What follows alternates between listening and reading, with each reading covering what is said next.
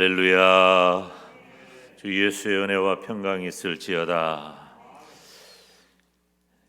성경의 인물에 대해서 살피는 것은 우리가 그 인물에 대한 어떤 지식을 얻고자 함이 아닙니다. 물론 우리가 몰랐던 그런 내용들을 알 수 있는 기회가 되는 것도 사실이지만, 성경의 인물을 살피는 것은 그 인물에 나를 대입하면서 그 인물이 잘하고 좋았던 것들은 모범 교사를 삼아 우리가 하나님께 더 아름답고 복된 믿음의 삶을 사는 것이고, 부정적인 면들을 우리가 보게 되면은 그 인물을 반면 교사 삼아 우리는 바른 길을 가기 위함입니다. 특별히 오늘 우리가 신라에 대해서 살피려고 합니다. 여기 오늘 말씀을 보면 바울이라고 하는 인물과 함께 떨어지지 않는 신라라고 하는 인물이 등장합니다. 그런데 신라는 초기 기독교의 지도자였는데 아마도 대부분의 이 서적을 보면 로마의 시민권자였을 것이다, 그렇게 추정을 합니다. 그러니까 바울도 그랬지만 이 신라도 자신이 누려야 할 그 특권보다도 복음으로 헌신하는 삶을 살았다. 여러분, 참 이 믿음이 뭔지, 우리가 믿음만 아니면 별일도 별짓도 하겠지만 믿음 때문에 제한되는 게 굉장히 많죠. 특별히 우리가 가져야 할, 그리고 누려야 할 어떤 특권과, 그리고 다른 사람이라면 우리에게 주어진 개인적인 재능, 은사, 물질, 시간, 환경, 이런 모든 것들을 가지고 나만을 위해서 이기적인 개인적인 그런 삶을 얼마든지 살아도 될 터인데, 믿음 때문에 우리가 그렇게만 살지 아니하고 또 그렇게만 살 수 없고 믿음에 합당한 삶을 산다는 것은 스스로 얼마나 제한적인지 몰라요. 그런데 지금부터 2000년 전에는 방금 부족원장이 말씀드린 것하고는 비교할 수 없이 제한된 삶으로 스스로 들어간 거예요. 신라라고도 하고 혹은 실루아노라고도 합니다. 실루아노라고 하는 것은 로마식 그런 호칭인데요. 이 신라는 바울과 함께 순회 전도자로서의 삶을 산 거예요. 사실 그 어떤 의미에서는 그렇기 때문에 그가 로마의 시민권자였다고 한다면 그것은 순회 전도자로서 굉장히 유리한 면이 있었다, 그렇게 여겨집니다.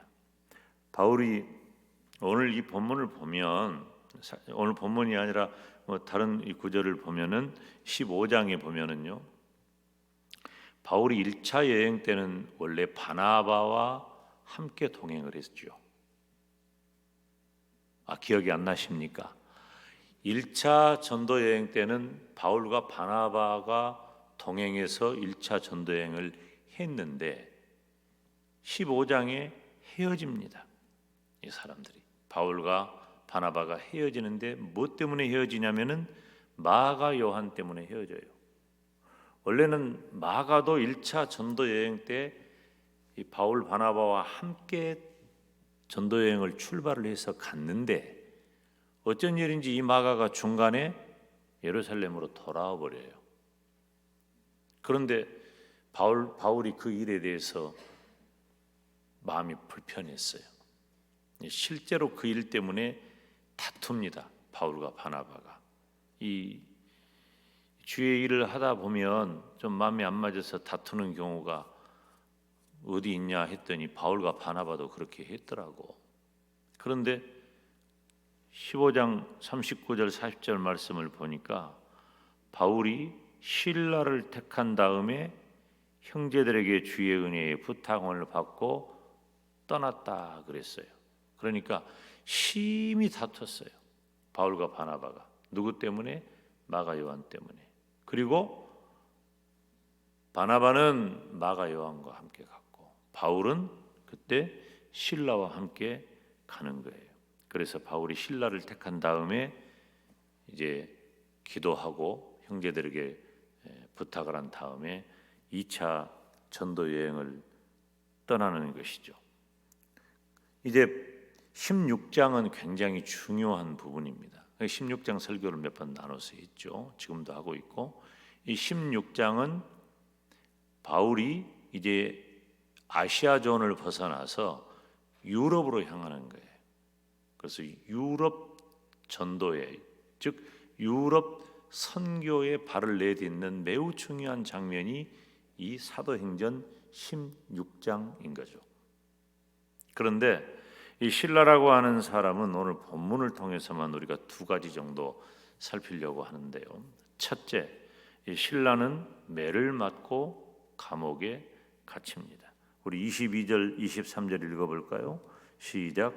무리가 일제히 일어나 송사하니 상관들이 옷을 찢어 벗기고 매로 치라 하여 많이 친 후에 옥에 가두고 간수에게 분부하여 든든히 지키라 그랬어요. 지금 우리가 함께 읽은 것은 이 바울과 실라가 매를 맞고 감옥에 갇힌 장면인데, 사실은 그 이전에 우리가 앞서 읽었던 16절 오늘 본문의 말씀부터 보면 바울과 실라가 한마디로 말하면 점치는 여인을 고쳐준 거예요. 그런데 이 점치는 여인이 그냥 점 보는 여자가 아니라 귀신이 들려가지고 점을 보는 거예요. 이 귀신 들리는 사람 있잖아요. 참 귀신 들린 사람은 이해 못할 짓을 많이 합니다. 아주 케이스가 다양해요. 이 귀신 들린 경우를 보면. 근데 이 여자는 점을 쳤던 것 같아요. 그런데 이 성경에 보니까 점하는 귀신 들린 여종 하나라 그랬어요. 여종이라고 그랬으니까 주인이 있었겠죠. 주인이. 그 여인을 종으로 삼고 그 귀신 들린 여자가 점을 쳐서 번 돈으로 먹고 살았던, 그 돈을 벌었던 그 주인이 이제 바울과 실라가 하도 그 귀신 들린 여자가 시끄럽게 하고 귀찮게 하니까 귀신을 쫓아버렸어요. 그 귀신에게 이르되 예수 그리스도 이름으로 내가 내게 명하노니 그에게서 나오라 하니 귀신이 즉시 나오니라. 아멘. 여러분, 예수님 이름으로 귀신도 물러간 줄 믿습니다. 바울과 실라가 그렇게 외쳤어요. 그 귀신이 물러갔어요. 좋은 일이죠. 귀신이 물러갔으니까. 근데 안 좋은 사람이 하나 있어요. 그동안 그 여자 때문에 돈 벌었던 주인이 안 좋은 거예요. 그러니까 기분이 나빠가지고 바울과 실라를 고소했습니다. 바울과 실라를 고소하니까 지금 여기가 어디냐면은요, 지금식으로 말하면은 그리스 지역이에요. 그리스 지역이요. 그러니까 이 바울과 실라가 이 완전히 우상 단지가 가득한 곳들이거든요. 그때만 해도 헬라 문화권에는, 헬라 문화권 하면은 두 가지 중요한 것 우리가 이해하면 됩니다. 첫째는 헬레니즘이라고 하는 이 철학이고, 두 번째는 우상이에요. 우상. 모든 것이 다 신이에요.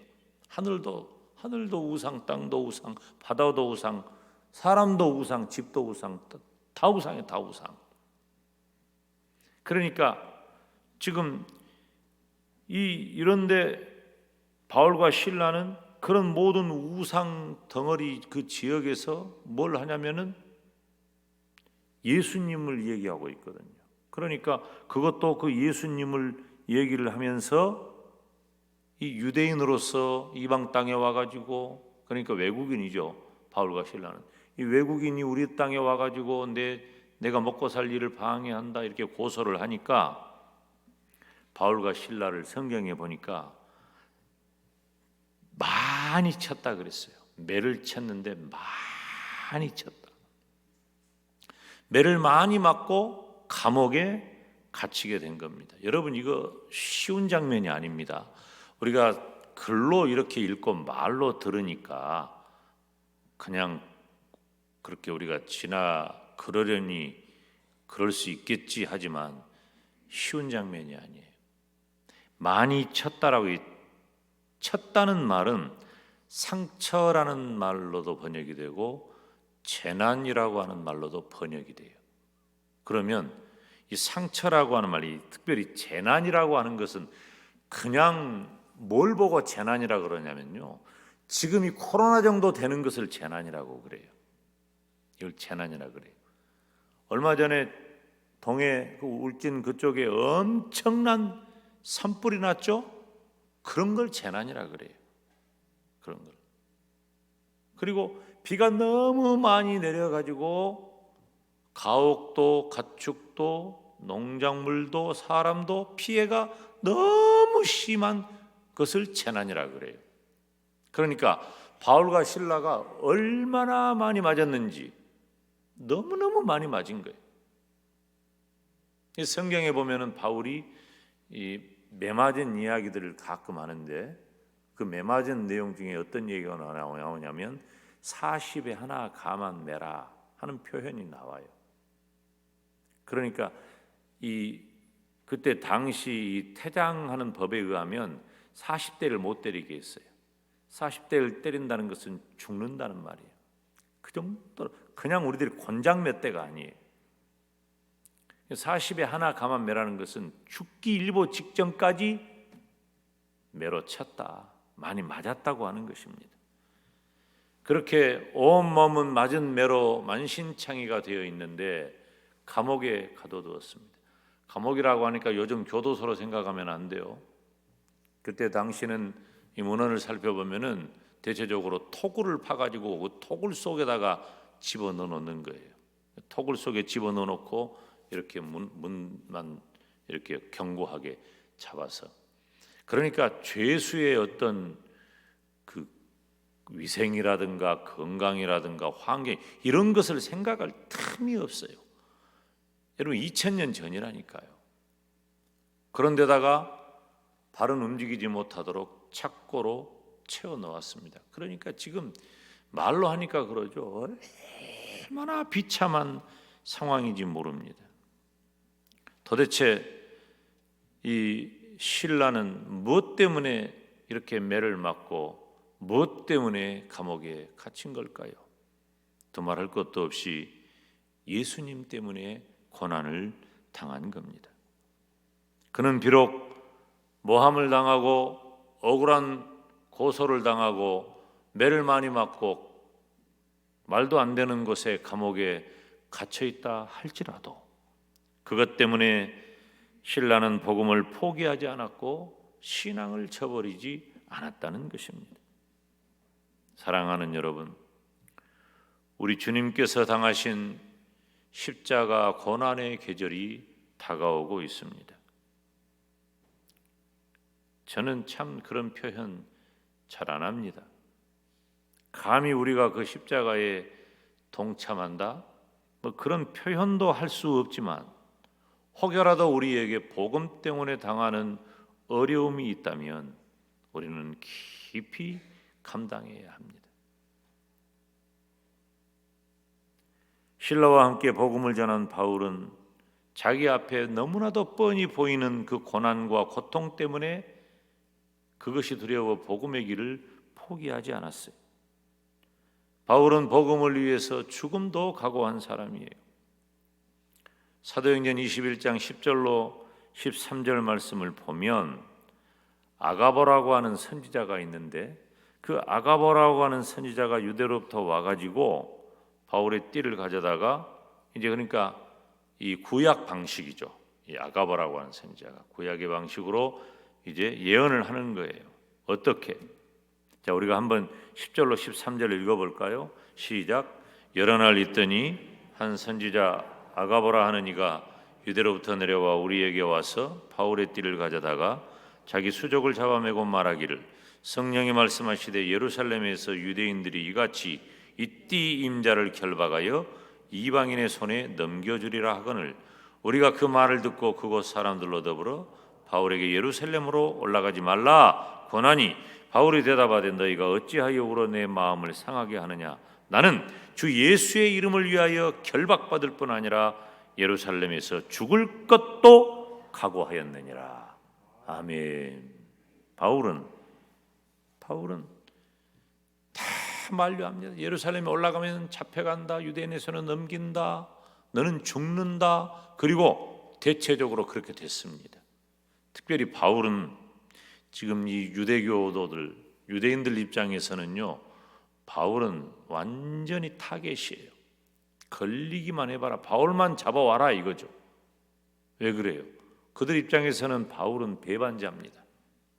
우리 입장에서는 사도행전 9장에서 예수님을 만나가지고 그가 회심하고 아라비아 사막에 들어갔다가 다시 복귀해서 그가 이방인의 사도로 부름받아 선교 사역을 감당하는 위대한 사도가 되었지만, 유대인들의 입장에서 볼 때는 그렇게 열심히 예수 믿는 사람들을 핍박하고 잡아가두고 죽이고 했던 그 선봉에 섰던 그 사울이 배신하여서 오히려 예수를 전하는 자가 되었다고 하니 이를 가는 거예요.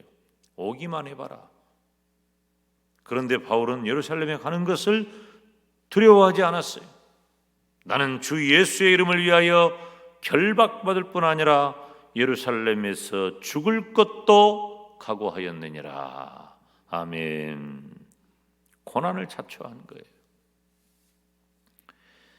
여러분, 지금 이 시대는 어떤 시대입니까? 사실은 지금 2000년 전에 비하면, 불과 100년 전에 우리 믿음의 조상들하고 비교하면, 70여 년 전에 6.25 때를 비교하면, 그리고 70년대 80년대 대부흥기에 그렇게 애같하게 고독하게 예수님을 믿는 것 때문에 조롱당하고 매맞고, 지금 여기 계신 분들 중에 매맞고 예수님을 믿는 분들 있죠. 분명히 비웃음 당하고, 저도 예수님을 믿는다는 것 때문에 얼마나 비웃음 당했는지 몰라요.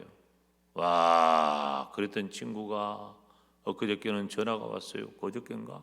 그저께 대학교 다닐 때 그렇게 비아냥거리고 예수 믿는다고 비우던 친구가 어쩌다가 저도 예수님을 믿게 됐는가 봐. 그러더니 목사님 하면서 전화가 왔어. 그래서 내가 속으로 아이고, 하나님이 다 하셨구나. 참 기쁘게 대화를 나눴습니다. 기쁘게 만나자고 그래요. 또 한 친구는 그 전에 대학교 다니기 전에 그 카바레에서 노래 부른 친구인데, 나하고 같이 카바레에 가서 노래 부르자고 한 친구예요. 그래가지고 나도 그 길로 빠질 뻔했다니까.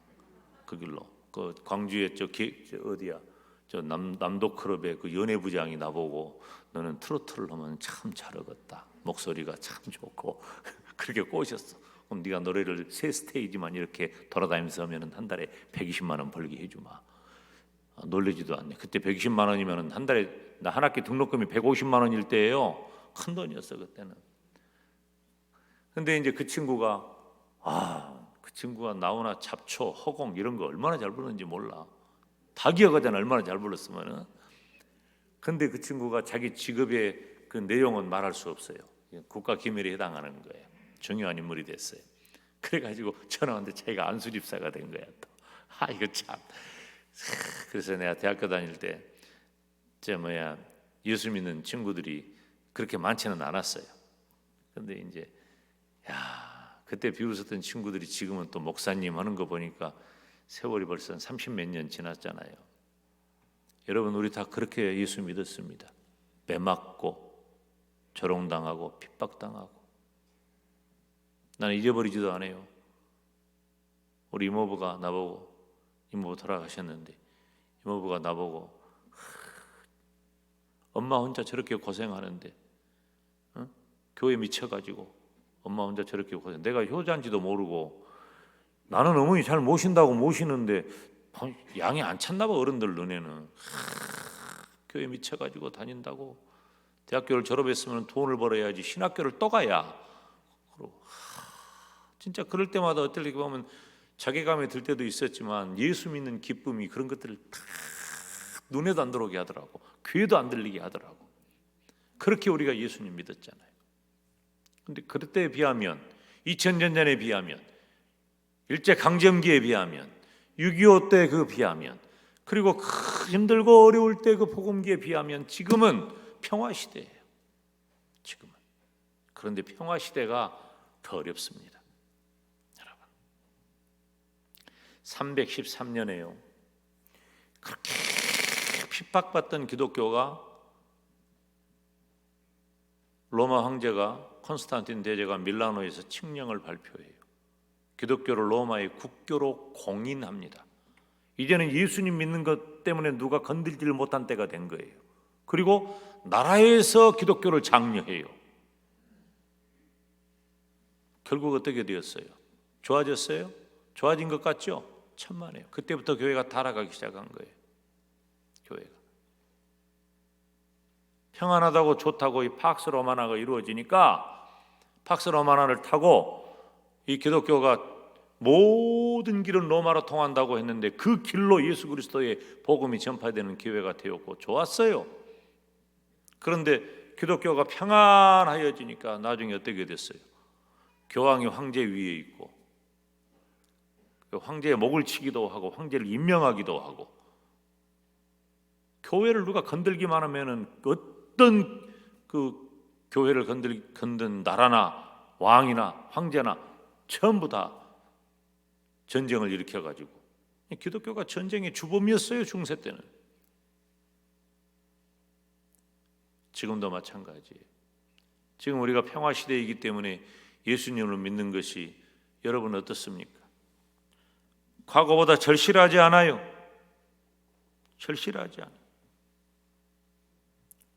우리는 정말 믿음을 지키기 위해서는 어려움도 자초해야 한다는 거예요. 우리는 너무 편하고 불편하지 않는 길만을 택하는 경우가 참 많아요. 목사인 저도 그래요. 목사인 저도.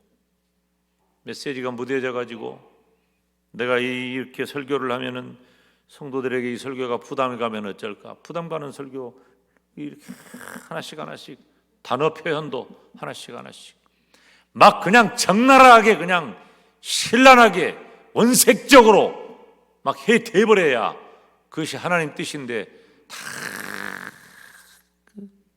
부드럽게 만드는 거예요. 부드럽게 만들고 좋은 말 들으려고. 내가 가끔 그런 생각할 때 있어요. 내가 이거 싹군 목자 아닌가 그런 생각할 때 있어요.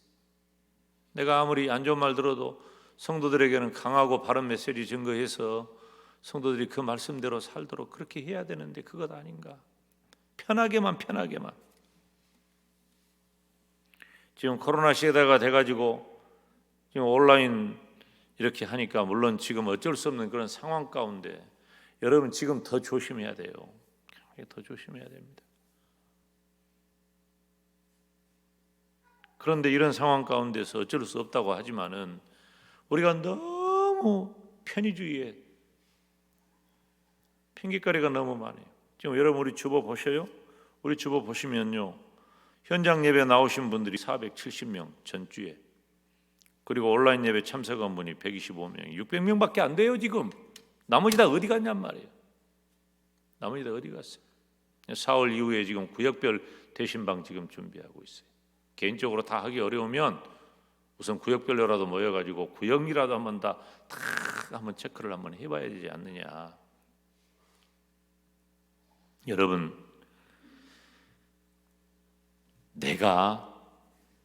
여러분 잘 들으세요.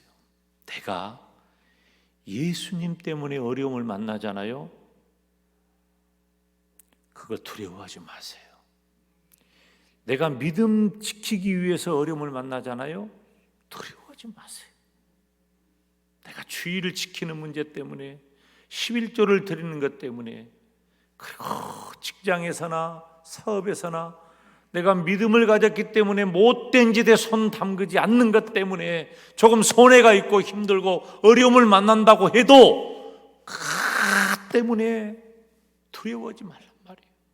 인간관계 믿음 지키니까 내가 너무 견고하게 믿음을 지키고 살면 인간관계가 참 쉽지 않습니다, 여러분. 목사 세계에서도 쉽지 않아요. 목사 세계에서도. 내가 참 깜짝 놀랐다 그랬잖아요. 내가 그때 어딘지 모르겠지만 멀리 갔는데 식사하게 빨리 오라 그러더라고. 상당히 멀리 갔어요. 그래서 저는 식사 시간에 맞춰서 나는 늘 그러니까 또 그러니까 먹고 간다고 그래도 안 먹어도 된다고 그래도 그냥 오라고 그러니까 갔죠. 갔는데 그 장로님들하고 갑시다 하더니 식당으로 가는 거예요. 그럼 내가 이렇게 입이 방쟁이지. 난 주일날 식당 안 갑니다. 내가 뭐더러 그런 말을 했을까? 근데 그 목사님, 그 장로님들, 그 교회 장로님들도 계신데 그 당황스러운 표정에 내가 너무 지혜롭지 못했다. 나는 너무 당연한 얘기를 한 것 같은데 지금 시대가 이렇게 됐어요. 지금 시대가 이렇게 됐어요. 여러분, 주일 잘 못 지킵니다. 오후 예배 하는 분들을 비난할 마음은 나는 없어요. 제가 우리 교회 부임했을 때 저보고 젊은 목사님 왔으니까 이제 오후 예배 합시다 하는 분들이 상당히 많았어요. 제가 못한다 그랬어요. 그렇게. 왜? 내가 그전에 광주에서 오후 예배 하니까 오후 예배 숫자가 130%가 더 나와요. 밤 예배 때보다도 비교할 때 더 많이 나와. 예배가 오후 예배를 하니까 숫자가, 출석률이. 그러니까 출석률이 더 높으니까 혹해가지고 오후 예배로 했는데 오후 예배 끝나고 나서 주일이 끝나더라고. 성도들이 각자 다 생활해. 주일은 하나님 날인데 여러분, 이런 얘기 하잖아요. 지금 2022년 목사 설교가 아니라고 말해요. 이런 말하면은 이런 때가 됐어. 그래도 어쩌고 이 이야기를 해야지. 여러분, 우리 예수님 때문에 좀 어려움을 만나고 고난을 만나도 우리가 하나님 바라보면서 이 땅 살아갑시다. 우리 100년밖에 못 삽니다. 여러분, 길어야 100년이에요. 별 차이 없어요. 그 사이에서 왔다 갔다 하지. 뭔 의미가 있어요? 몇십 년 더 빨리 가고 늦게 가고 하는 것이. 별 차이 없어요. 제가 제 비밀을 하나 말씀드릴까요? 저는 17살 때 예수님을 믿으면서요, 생명에 대해서 초월했어요. 저는 그때 아무것도 모르는 줄 알았어요. 근데 지금 45년이 훨씬 지났는데 진짜 내가 주의 종이 전한 말씀을 붙들었구나 하는 그 마음이 드는 거예요.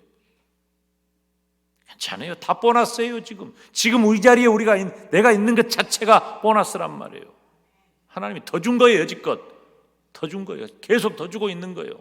내게 주어진 하루하루를 소중하게 여기고 내가 믿음 지키면서 살아야지. 나에게 주어진 이 소중한 날을 그냥 우리가 뭐 이렇게 저렇게 이래도 좋고 저래도 좋고 살아가지고 뭐 하나님께 우리가 영광을 돌리겠어요. 그 두 번째 주제가 하나님께 영광이에요.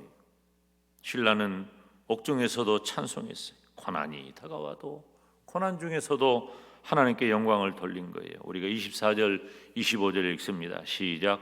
그가 이러한 영을 받아 저희를 깊은 옥에 가두고 그 발을 착고에 든든히 채웠더니 밤중쯤 되어 바울과 실라가 기도하고 하나님을 찬미하며 죄수들이 듣더라. 아멘. 저희를 깊은 옥에 가뒀다 그랬잖아요. 토굴 같은 거예요. 그러니까. 그리고 그 발을 착고에 채운 거예요.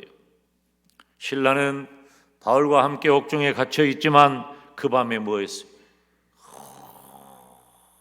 몸은 맞아가지고 만신창이가 됐고. 만신창이.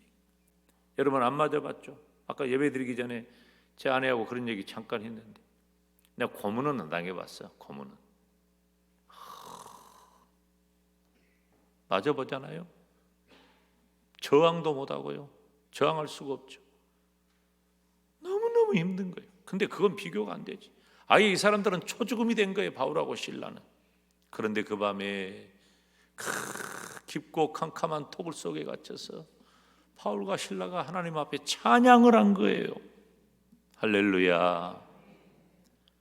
여러분, 감옥에서도 그 피투성이가 돼가지고 만신창이가 되어서도 하나님을 찬양하는 모습, 이건 하나님께 영광을 돌리는 신앙이에요. 내 형편과 처지가 어떠하든지 간에 찬송한다는 것은 찬양한다, 크게 찬양한다, 노래한다. 지금 노래가 나올 상황입니까? 신라는 고난 때문에 감사가 중단되거나 찬양이 중단되거나 그 심령이 약해지지 않았습니다. 고난 중에도 더 크고 더 힘있게 찬송했다는 것. 얼마나 그 바울과 실라의 찬양이 하나님 앞에 상달되었던지 옥토가 흔들리고 지진이 나고. 아멘.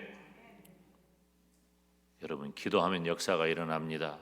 찬양하면 역사가 일어납니다. 믿음대로 살면 역사가 일어납니다. 두려워하지 마세요. 걱정하지 마세요. 우리가 믿음을 좀 원색적인 믿음을 좀 가져야 돼요. 전들 왜 고민이 없고 힘든 게 없겠어요? 그럴 때마다 가장 중요한 건 뭐예요? 언제나 본질로 돌아가는 거예요. 별 뾰족한 수가 없어. 이 모양 저 모양으로 생각해가지고 머리 쓰고, 머리 써봤자 뭐 할 거예요 내가. 그냥 바로 기본으로 돌아가는 방법밖에 없더라고요. 그게 최고예요. 믿음밖에 없는 거예요.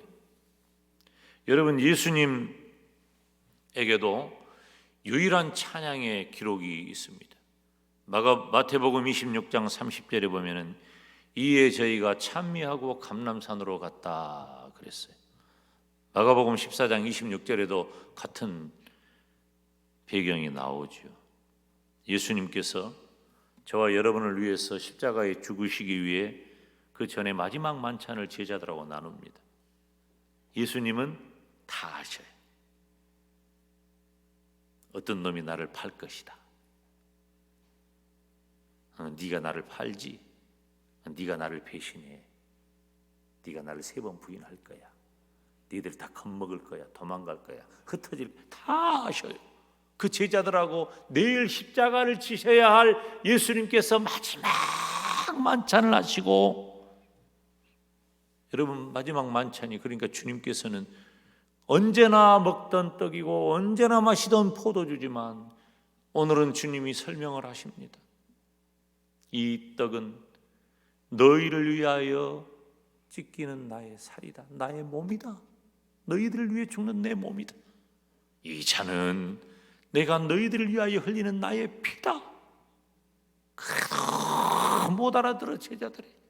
주님은 내일 십자가 지셔야 하는데 그 주님의 살과 주님의 흘리신 피를 기념하는 것인데,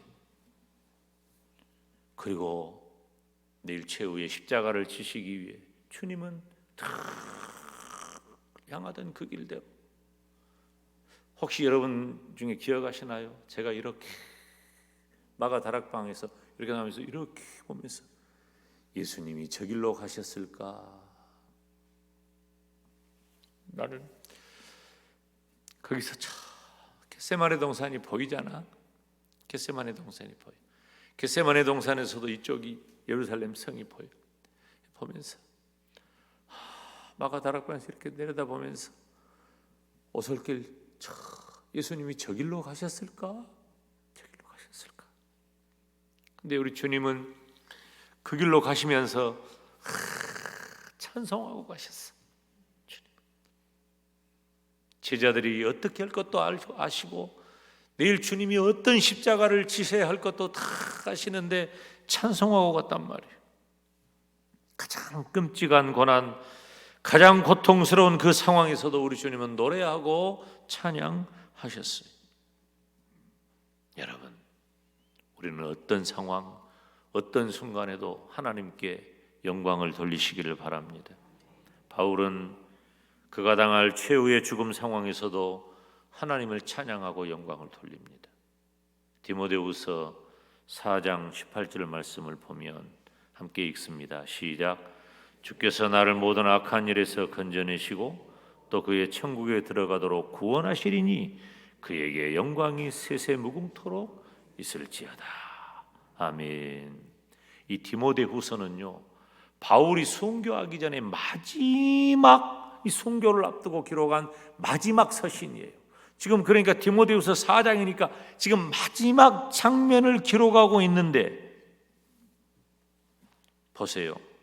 바울은 지금 감옥에 있잖아요. 로마 감옥에. 그 감옥에 있고 순교를 앞두고 기록한 마지막 서신이에요. 얼마 지나지 않아서 자신이 순교의 제물로 되어질 것을 알았어요. 바울이. 그걸 알았어. 결국 바울은 나중에 참수형을 당하잖아요. 목이 잘려서 죽습니다. 바울은. 그런데 바울이 그 디모데서를 디모데에게 보내는 마지막 서신을 마무리하면서 감정이 복받쳐서 감사와 감격이 터져 나오는 거예요. 뭐라고 표현했어요? 주께서 나를 모든 악한 일에서 건져내시고 또 그의 천국에 들어가도록 구원하시리니 그에게 영광이 세세무궁토록 있을지어다. 아멘. 죽음의 순간이 더 다가오는데 하나님이 나를 구원해 주실 것이다. 그리고 나를 천국에 있게 하실 것이다. 그러니 나는 하나님께 영광을 돌린다. 이게 바울 신앙이란 말이에요. 하나님께 영광을 돌리고 내가 받은 구원을 감사 감격하며 찬양하는 모습이 너무나도 절실한 거예요. 여러분, 지금도 우리는 어려운 시간을 다 지냅니다. 그런데 지나간 시간을 보잖아요. 제가 그랬어요. 제가 순탄하게 살았다고 그렇게 생각하는 분들이 대부분이에요. 뭔 고생을 했을까? 저를 본 사람마다 그래요. 근데 제가 저보다 더한 분들에 비할 바는 아니지만 여러분들 한번 지나온 날들을 뒤돌아보세요. 어렵지 않은 순간이 한 번도 없었어요. 아이고, 깜짝깜짝 놀랄 일들로만 우리 인생이 얼마나 많이 있습니까? 그런데 그 어려운 시절에 우리는 찬송하면서 살았더라고요. 개인, 교회, 국가, 세계 지나와 보니까 모두 다 하나님께서 인도하신 줄로 믿습니다. 하나님께서 함께 하신 줄로 믿습니다. 우리가 그때 어떻게 살았어요? 우리는 진짜 힘들고 어려울 때마다 우리가 하나님 앞에 울며 불며 매달렸잖아. 다른 방법이 없으니까. 먹고 살 것도 없고, 그때는 새끼들은 왜 그렇게 많이 낳았는가, 막 애기들 먹을 것도 해결 못한 때라니까요. 우리 믿음의 선조들이 다 그랬어요. 울고불고 하나님께 매달리고 눈물을 닦은 다음에 우리가 어떻게 살았습니까? 한숨 푹푹 쉬고 산 게 아니라 환희에 찬 감격의 찬송을 쉬지 않았단 말이에요. 그래서 우리는 그때는 가난해도 배고파도 못 배워도 다른 사람들보다 더 뛰어난 건 많지 않아도 그래도 나를 만나주시고 나를 찾아주시고 내 안에 들어와 사시는 그 예수님 때문에, 하나님 때문에, 성령님의 역사 때문에 내 인생이 완전히 뒤집어졌고 하나님을 찬송하는 사람이 된 거예요. 여러분, 지금 우리는 찬양해야 합니다. 지금이 하나님의 이름을 부를 때고 지금이 하나님의 이름을 찬송할 때란 말이에요. 어렵다고만 하지 말고 어떤 경우에도 하나님 한 분만을 찬송하고 우리 하나님께 영광 돌리시기를 주님의 이름으로 축원합니다.